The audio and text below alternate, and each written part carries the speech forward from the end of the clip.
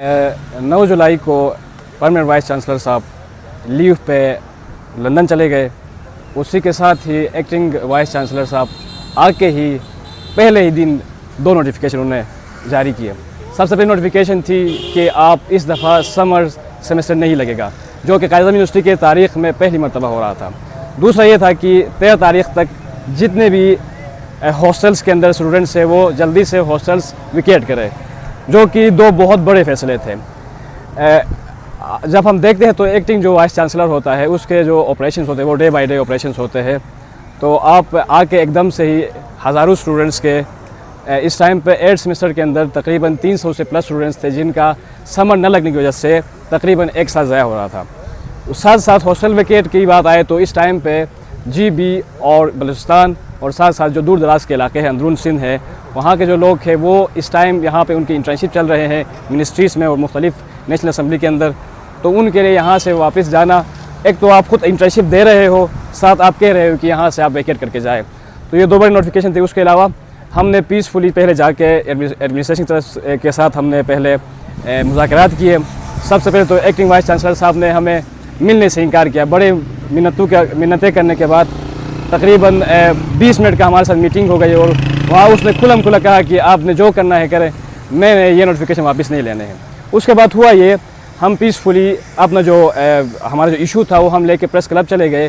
Press club के बाद हम उस इशू को लेके सेनेट तक लेके चले गए। उसके अलावा भी हम वापस आके दोबारा उनके साथ मुज़ाकरा करने की कोशिश की, लेकिन वहाँ से कोई रिस्पॉन्स नहीं आया। उसके बाद हमने पीसफुली 13 तारीख़ के बाद पीसफुली हॉस्टल्स के बाहर हमने प्रोटेस्ट कैंप लगाया और पिछले 20 दिनों से हम प्रोटेस्ट कैंप में पीसफुली वहाँ पे थे। उसके बाद ये हुआ कि आज सुबह 5 बजे के टाइम पे, तकरीबन 5 से 10 के टाइम पे इन्होंने भारी भरकम नफरी के साथ, फोर्सेस के साथ यूनिवर्सिटी के अंदर ऑपरेशन किया और साथ साथ हमारे तकरीबन 72 से 73 जो स्टूडेंट्स हैं इस टाइम उनको गिरफ़्तार करके यहाँ थाना सेक्रेटरीट पे लेके आए हैं। पिछले 10 घंटे हो गए हैं हम यहाँ पे आ रहे हैं, ना हमें अंदर छोड़ा जा रहा है और ना साथ साथ ये बता रहे हैं कि उनके ऊपर कौन से FIR से, ना उनसे हमें मिलने दे रहे हैं। असल में ये है कि हॉस्टल्स के अंदर अलॉटमेंट्स, सब हॉस्टल्स के अंदर यकसा अलॉटमेंट्स वो ख़ुद करते हैं। मेन इशू ये होता है कि सबसे पहले वो सेल्फ बेसिस पे लगातार एडमिशन देते जा रहे हैं यूनिवर्सिटी के अंदर और साथ साथ पिछले 7-8 सालों से बॉयज़ के लिए एक हॉस्टल नहीं बना है।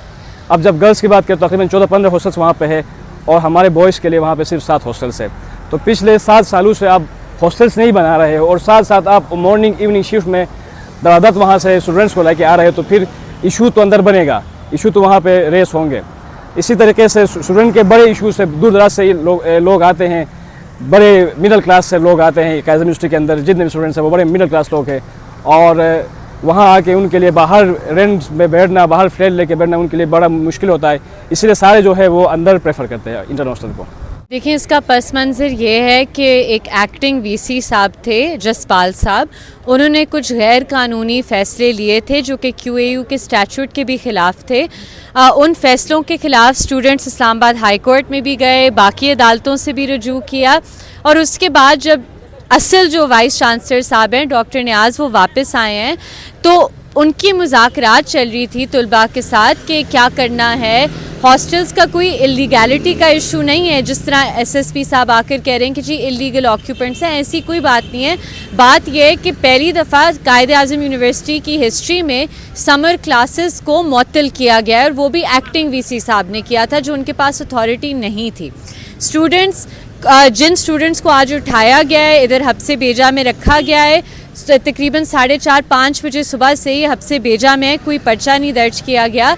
72 स्टूडेंट्स हैं जिन्हें कैंपस से भी नहीं उठाया गया, किसी को बारहकोह से, किसी को बरी इमाम से उठाया गया है और अभी तक ना वो कोई पर्चा दे रहे हैं। और जो बलोच स्टूडेंट्स हैं स्पेसिफ़िकली उन पर तशद्दुद किया गया है। मैं अंदर गई थी सुबह, मैंने देखा था उनके जिस्म पर तशद्दुद के निशानात थे। बलोच तलबा को अलग करके उनसे पूछा जा रहा है कि आपके BLA के लिंक से पूरी CTD के अंदर टीम आई हुई है जो सिर्फ बलोच तलबा की तहकीकात करी है।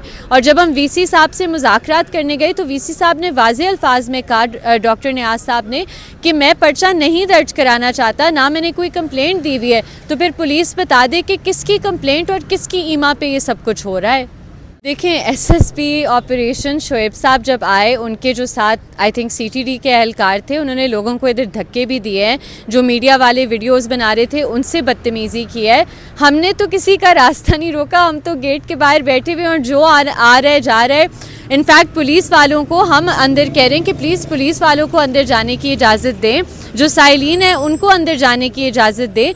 लेकिन मुझे ये बात नहीं समझ आ रही कि किस कानून के तहत एक पुलिस स्टेशन जो कि पब्लिक ऑफिस है उसे पिछले 6 घंटे से लॉक किया हुआ है। सूरत-ए-हाल तो यही है, ये पिछले 1 महीने से बार बार स्टूडेंट को टार्चर किया जा रहा है। स्टूडेंट्स यहाँ से वज़ीरिस्तान, बलूचिस्तान, दूर दराज इलाके से हैं।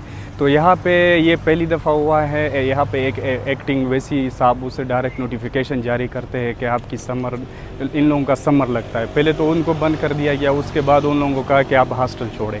हॉस्टल छोड़ने के बाद वो कोर्ट पे गई, हाई कोर्ट में, वहाँ पे रिट पिटीशन फाइल की।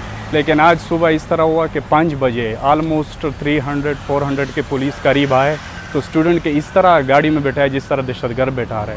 अभी सुबह से इधर ये फ्रेश पे बैठाए हुए, गर्म पानी, नाश्ता नहीं दिया गया। ये सूरत-ए-हाल है फ़िलहाल, और बाकी अभी बातचीत हो रही है और 1 घंटे बाद पता चल जाएगा फर्दर उसके कि ये क्या मामला किस तरह सॉल्व करते हैं। तो कितने तलबा हैं कुल, कुछ मालूमात मिली तो, और ये तलबा का क्या मौक़िफ़ है? ऑलमोस्ट 60 to 70 तलबा है इसमें। सारे वो सिराई की भी है, बलूच भी है, पठान भी है, पंजाबी, सब इधर मौजूद है। तलबा क्या चाहते हैं? तलबा यही चाहते हैं कि हम दूर दराज इलाके से, ऑलरेडी हमारे इलाकों में टेररिज्म की एक नई लहर आई हुई है। तो हम अगर आप हॉस्टल खाली करके हमारी पढ़ाई ये सब कुछ डिस्टर्ब हो जाएगा, तो यही चीज़ है। तो हमें काइंडली हमें हॉस्टल में अलाउ किया जाए। या आप लोग कह रहे हैं कि हम हॉस्टल में न्यू कंस्ट्रक्शन कर रहे हैं, तो उसने कहा कि हमें एक अल्टरनेटिव अकोमोडेशन के लिए जगह दे दे, आप वहाँ पे कंस्ट्रक्शन कर दे, पे हम शिफ्ट हो जाएंगे। ये वकला की मौक़िफ़ है, स्टूडेंट की मौक़िफ़ है। देखिए, तादाद तो मैं आपको एग्जैक्टली नहीं बता सका, क्योंकि जब मैं अंदर गया हूँ तो उनको जो मेन एंट्रेंस है जहाँ से थाना शुरू होता है उधर ज़मीन पे बिठाया हुआ था, और बज़ाहिर तौर के ऊपर 30 से 35 तलबा तो ज़रूर मौजूद थे। और फिर पुलिस की नफरी उन्होंने बुलाई कुछ देर बाद, और फिर उनको ग़ालिबन एक थाने की ग़ालिबन हवालात के अंदर या के मुंतकिल किया। लेकिन मैं सही तरीके से देख नहीं सका। जो मैंने देखा है वो ये देखा है कि ईमान और हादी अली चट्टा साहब नेगोशिएट कर रहे थे विद दी SHO, और अभी वो वाइस चांसलर के पास गए हैं ये रिक्वेस्ट लेके कि इन स्टूडेंट्स के ख़िलाफ़ FIR ना काटी जाए, बिकॉज़ उनका सारा अगर क्रिमिनल रिकॉर्ड आ गया तो उनका फ्यूचर बर्बाद हो जाएगा। लेकिन तलबा जो मेरी अंडरस्टैंडिंग है वो ये है कि वो कह रहे हैं कि आपने हमारे से पैसे ले लिए और आप जो है वो समर वेकेशन आपने कर दी है जो गैर कानूनी और गैर अखलाकी है। देखिए, मैं एक बात बड़ी वाज़ेह तौर के पर करना चाहता हूँ कि जो रियासती इदारे होते हैं वो अपनी पहचान आहिस्ता आहिस्ता भूलते जा रहे हैं। उनको लगता है कि शायद आमराना निज़ाम जो है या अपने आप को पावरफुल तरीके से मुसल्लत करना जो है वो उनको इज़्ज़त कमाने का मौका मिलेगा। ये रियासती इदारे माँ का रुतबा रखते हैं, उनको शफ़क़त से, मोहब्बत से इन तमाम चीज़ों को एड्रेस करना चाहिए, ना कि आप डंडा और सोटा लेके बच्चों को थाने के अंदर बंद कराएं। ये बिल्कुल गैर अखलाकी हरकत है। और कायदे-ए-आज़म यूनिवर्सिटी जैसा इदारे जो पाकिस्तान का एक बहुत ही आला तालीमी इदारा है, उसकी इंतज़ामिया से हम ये तवक्को नहीं करते कम अज़ कम।